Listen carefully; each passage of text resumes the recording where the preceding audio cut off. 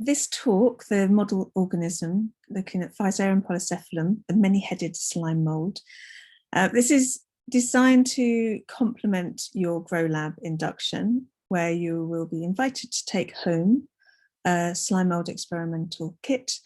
So this talk is going to introduce you to this model organism, looking at slime mould biology, some of the scientific research, some of the artistic research, and the wider cultural activity working with this organism.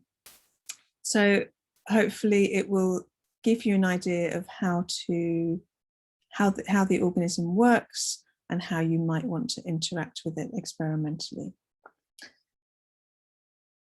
So if we start with a quote from Stephen Johnson in his book on emergence, 2001, he says, "In trying to understand systems that use relatively simple components to build higher level intelligence, the slime mould may someday be seen as the equivalent of the finches and tortoises that Darwin observed on the Galapagos Islands." Now, this is quite some claim that a tiny yellow single-celled organism could be considered as important as the observations that led to the theory of evolution. And the aim of this talk is to give you an idea of why Johnson might be making such a claim. So let's start with slime mould biology. So slime moulds, there are over 700 known species of slime moulds. They belong to the kingdom of the amoebozoa, the group Myxomycetes. Slime mould is not a plant, it's not an animal, it's not even a fungus, despite its name. It used to be considered part of the fungi kingdom, but it belongs to the kingdom of the protists. And in its natural habitat, it lives in temperate woodland, feasting on rotting vegetation. There are many different species, structures, colours. The slime mould we'll be looking at today is called Physarum polycephalum, which is this yellow organism. And this is the main species that's used in a lot of experimental research. So Physarum polycephalum slime mould is a single-celled organism. It's comprised of thousands, sometimes millions of nuclei, all shuttling around in a cellular goop. So all parts of the organism are operating as one. It's used as a model organism in very diverse areas of research, and we'll look at a little bit of that today. It has a very interesting life cycle. It has interesting behaviours. Many different people are asking questions of it. It is a nomadic amoeba, is highly exploratory, impossible to domesticate. So here it is escaping from one petri dish in the studio into another, looking for new adventures. In action, we can see it's just about to grow off those oats, having fed on some oats. This is domesticated slime mould, obviously not in its natural habitat. So it goes off exploring in two directions simultaneously, and when it meets itself, it doesn't quite join, it retreats its energy back up those paths and then grows in another direction. So it's somehow recognizing that it's already there and changing direction to see what other territories have to offer. So it's very efficient in covering its territorial domain, foraging for food. The slime mould has no sensory organs, it has no central nervous system, it doesn't even have a single neuron to its name, yet it is attributed with all manner of computational and problem-solving capabilities. In a recent Google Scholar search, there are nearly 70,000 published academic papers on slime mould. I won't go into all of those, you'll be pleased to hear, but I will share a few highlights. So there are some classic experiments that have opened up lots of other fields of research. So this was a study done in 2001. A team of researchers filled a maze with slime mould. They introduced food at 2 points, and here, and then the slime mould formed a network between the food points, retreating from empty areas. And over time, finding the shortest and the most efficient path through the maze. There are four possible routes that the slime mould could have taken, but time and again it found the shortest and the most efficient route. So the conclusion from this experiment was the slime mould has a primitive form of intelligence. Another classic study is looking at network optimization. So over time, the slime mould starts as a yellow blob. There are bits of oats around it, which it finds, it branches out and it finds those oats. And over time, it forms a network between these food nodes. What it's actually replicating is the Tokyo transport system. So this is Tokyo in the center, and these oats represent key kind of suburban rail networks around the southeast peninsula of Japan. And slime mould had replicated to a degree of accuracy of around 97% the Tokyo suburban rail system. So it is optimizing these networks and these points of connection between food nodes.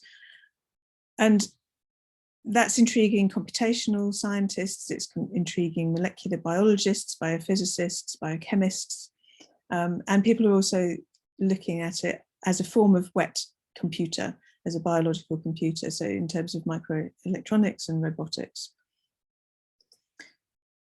For example, on the left, you have a digital simulation of the Tokyo experiment. So again, starting from the center, the slime mould branches out. As it finds food nodes, it forms a stronger network between them, and rationalizing it over time, it will form an optimized network.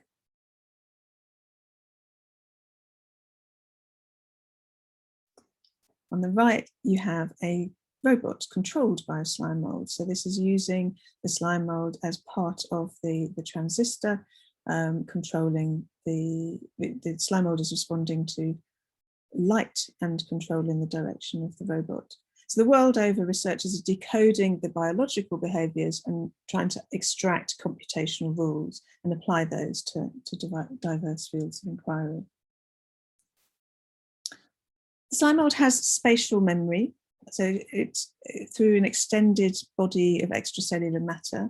As it navigates its environment, it leaves a physical trace behind it, indicating where it's been. So this is a form of stigmergic mapping, and stigmergy is a mechanism used by lots of organisms where an organism will leave a trace in its environment that informs or communicates indirectly with other organisms. So you could think of ants and pheromone trails, for example.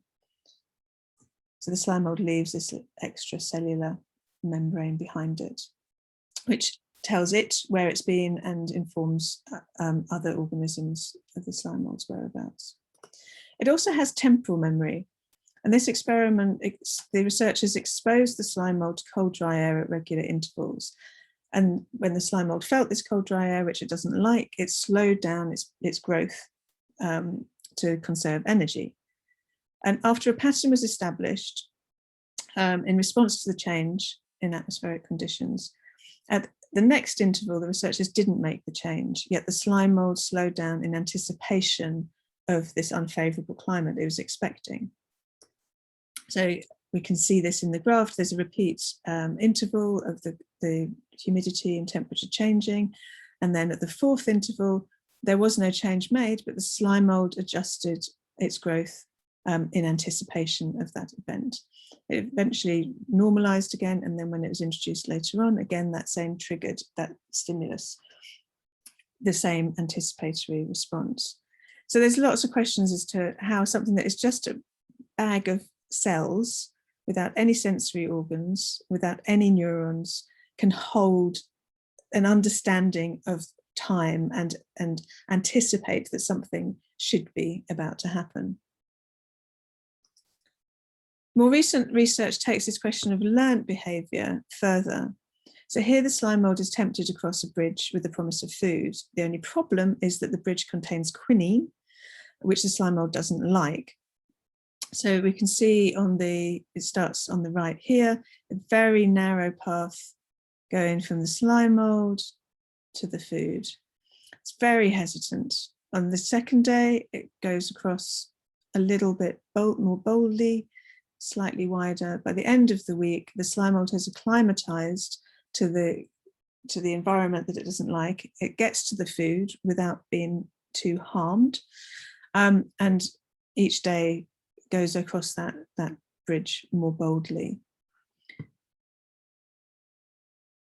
So the results of this experiment suggest that the slime mould, having crossed the bridge unhappy, but essentially unharmed, retained that information and applied it on subsequent encounters, which is a form of habituated learning. The researchers of this study took it a step further and wanted to know what would happen if they merged habituated and non-habituated slime moulds in the same experiment. Could the slime mould transfer learning to another slime mould? So in the middle, you have the slime mould blob that has never encountered quinine before, and it's flanked either side by slime mould that has.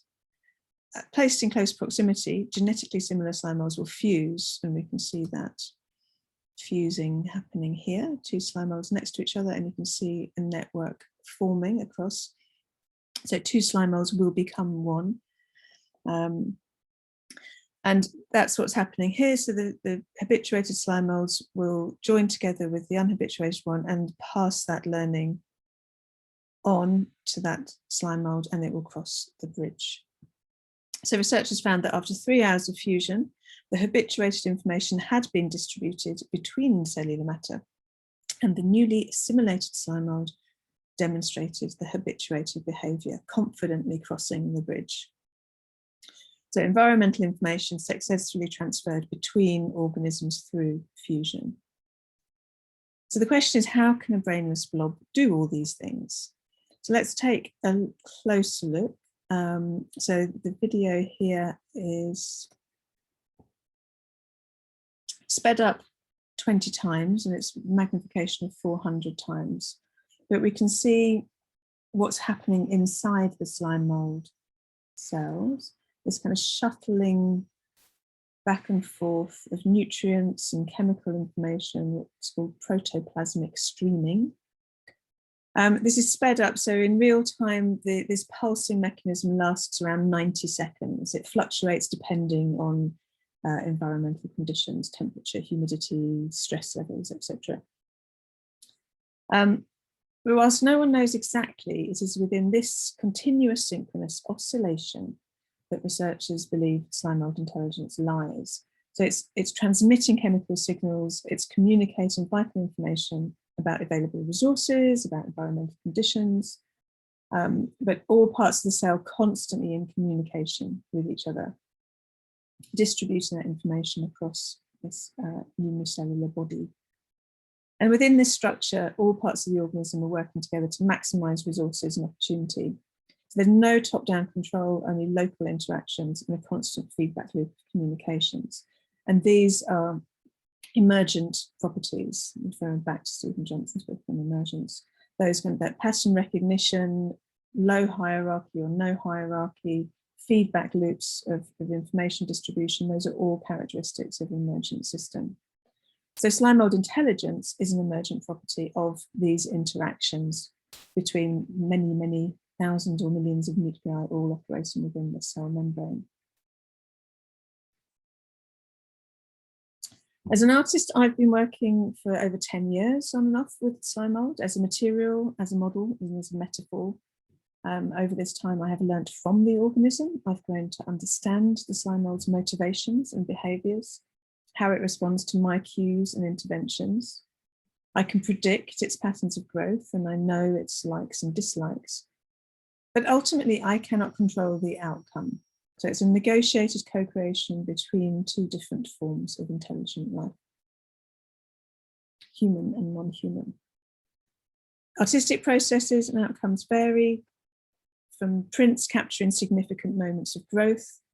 So on the right here, we have the point of recognition from the video that I showed you earlier. Do a lot of time-lapse studies, which amplify the behavior that we can't see in real time. So it's translating from slime mould time to human time. This is my homage to the maze experiment. So it's a large scale replica of the maze, but I invite the slime mould to roam freely around it, making decisions on which turn to take in search of food. So this film shows several days of growth captured through time-lapse photography. When the maze is also exhibited, gallery goers can feed it and they can wait patiently for it to respond. Because bear in mind that the top speed of slime mold growth is 1 centimetre an hour. So philosophers, pedagogues, management theorists, they're all interested in how this self-organising system works, where decision-making, knowledge distribution and control mechanisms are decentralised across the entire network of the cell. So there are many human heads asking different questions of this many-headed organism, looking to better understand how it can do what it does from such simple components. Just pause that.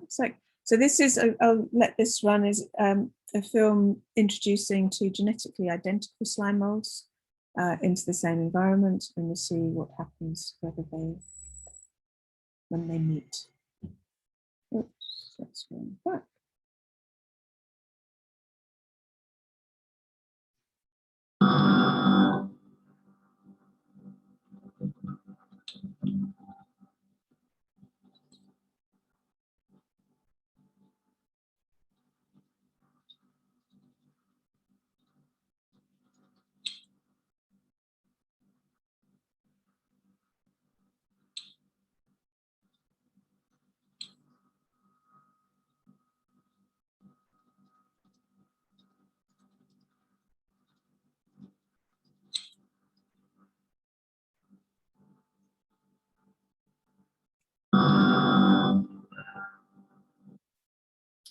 So we have a nice beautiful fusion of genetic material.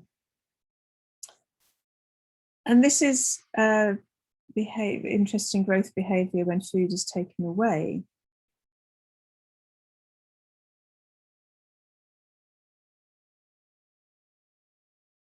We have an interesting display of starvation fireworks.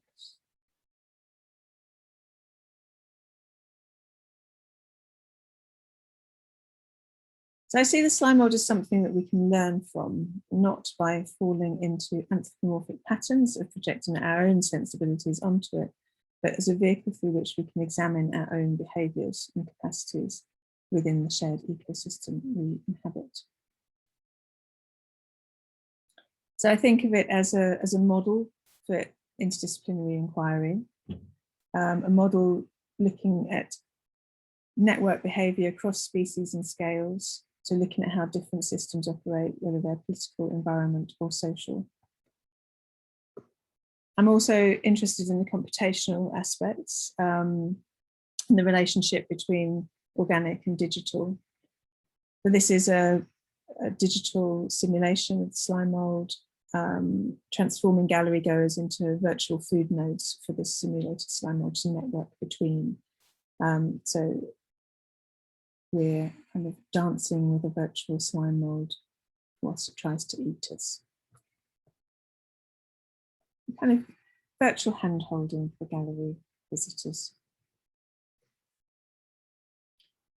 Incidentally, the food nodes accompanying me in the last video are filmmakers Jasper Sharp and Tim Grabham, who made The Creeping Garden, which was an award-winning feature-length documentary about the world of plasmodial slime molds and those who work with them. And that's recommended viewing if you would like to find out more about the different studies that people are using the slime mold to engage with. So in terms of my own work, there's a strong human dimension. In the early days of my experiments, I wanted to know who else was working with the slime mold. So I set up Slimoko, the Slime Mold Collective, which is an online network, an invitation for others who are curious or working directly with the organism across disciplines and beyond academic boundaries. It's a bit like Facebook, but without all the cats and nonsense, just pure slime mold geekery. Members are from very diverse backgrounds, school kids doing the biology homework, professors who've been working with slime mold forever, artists, philosophers, designers, you name it, people exchanging their experience and trading slime mold cultures.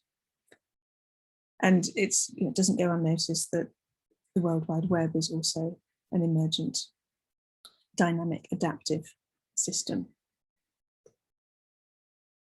I do a lot of workshops where people design their own experimental playground for the slime mold. So this might be something that you're doing.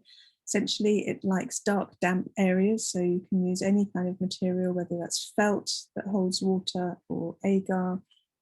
You can try a few different things.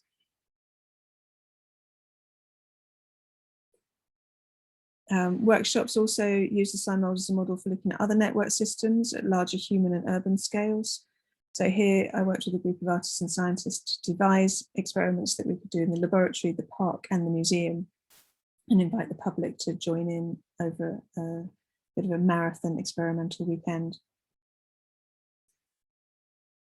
And I ran an embodied experiment called Be in Slime Mold, which started as a public engagement exercise and has evolved into a kind of interesting psychological experiment, really. So as a way to try and engage people in slime mold behaviour, rather than just observing it, I ask people to embody and enact some rules that are taken from slime mold behaviour relating to motivation or navigation or decision making. People are given a few instructions and then we see what behaviour emerges from that. So they have to communicate collectively, they have to pass information down the cell, they have to rely on other forms of communication than humans are habitually used to. Clearly, being or becoming slime mold is an impossibility. The point of the exercise here is in the trying. It's a playful attempt to let go of our human habits in order to test other ways of being and knowing as single and collective entities. So it's an invitation to shift perspective, to take a slightly more slime mold centric position for a while and to explore how communication and cooperate could be achieved by taking a different approach.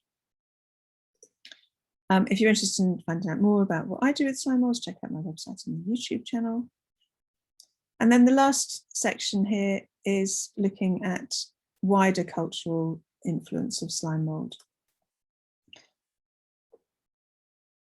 So this is the Garden of Earthly Delights, painted by Hieronymus Bosch between 1490 and 1510.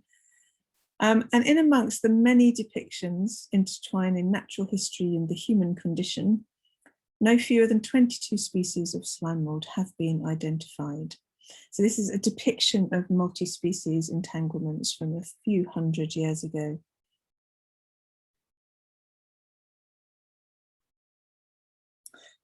So I haven't identified all of them myself, but there are fruiting body shapes in amongst this. So next time you have the pleasure of standing in front of the Garden of Earthly Delights, look out for some slime mold growth forms.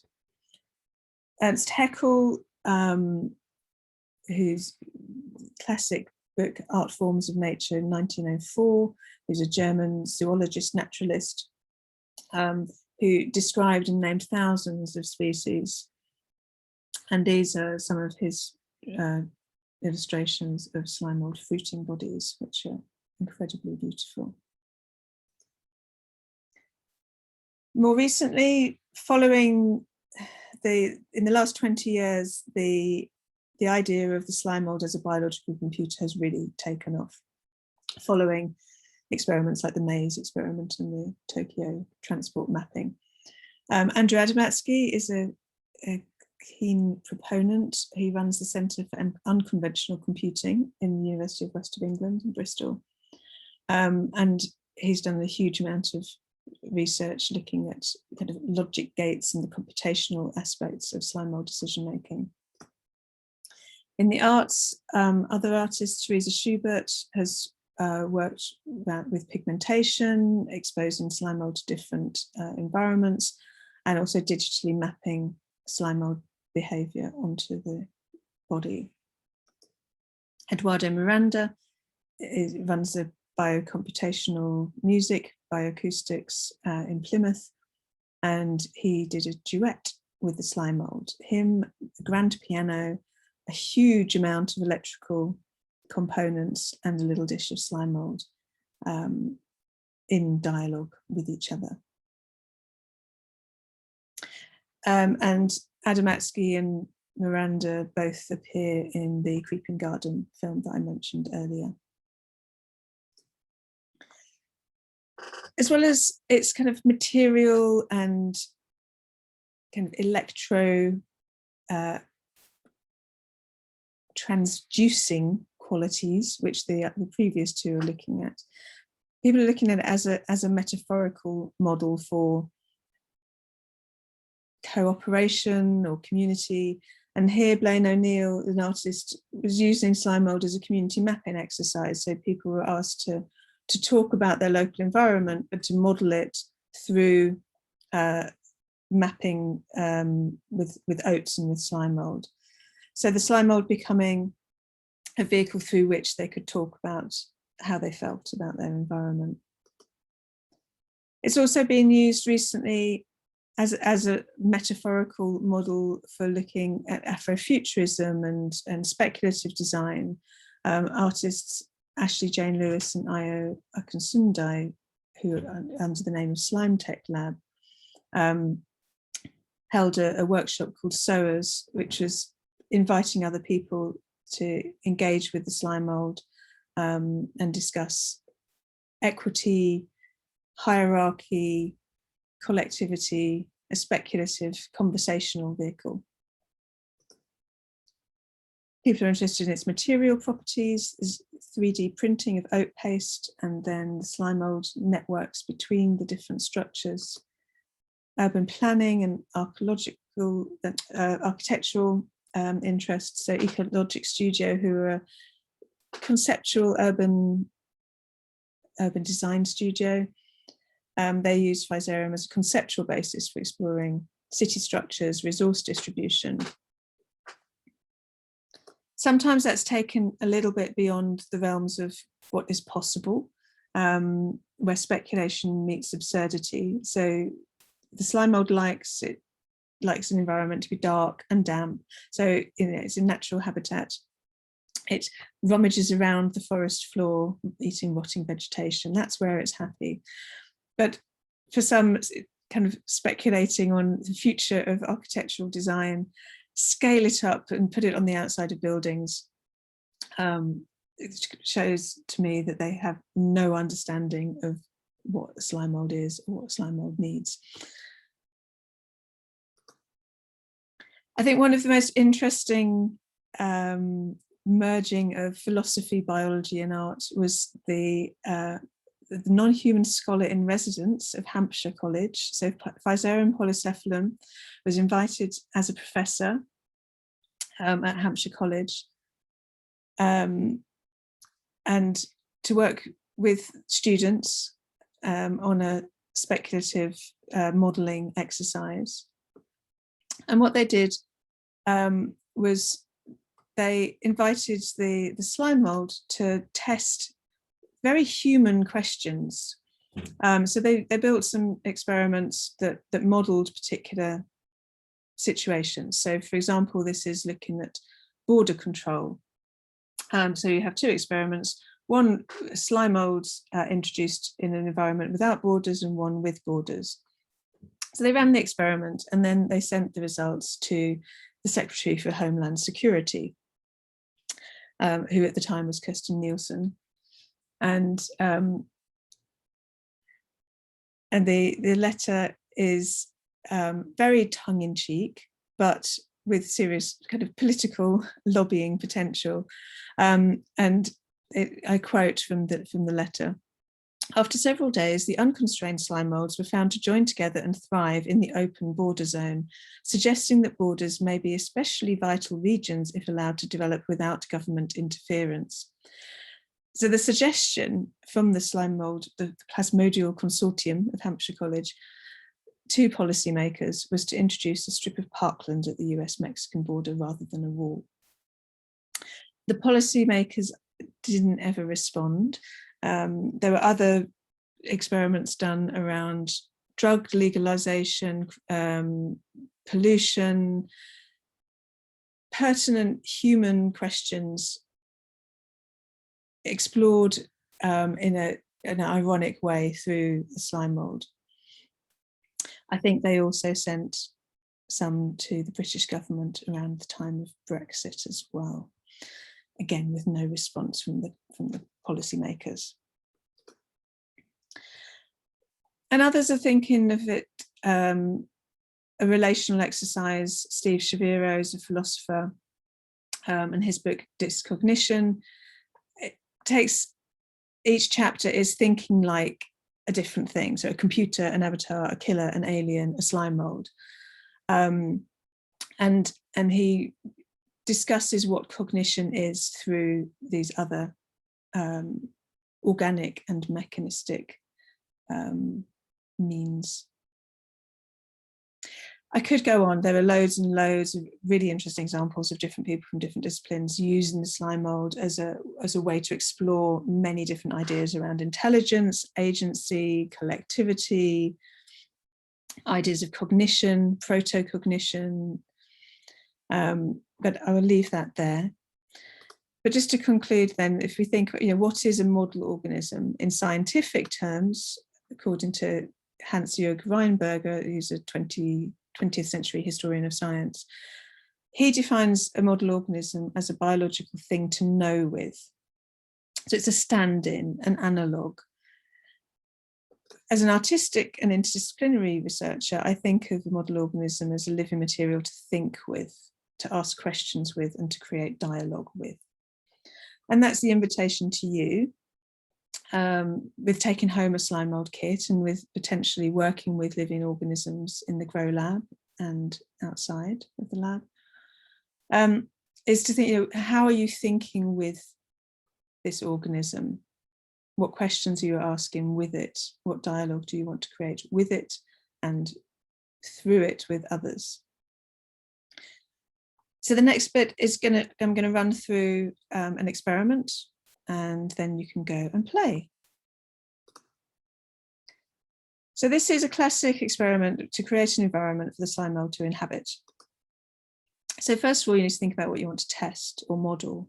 Is it navigation? Is it decision making? Do you want to just introduce it to an interesting environment and see what it does?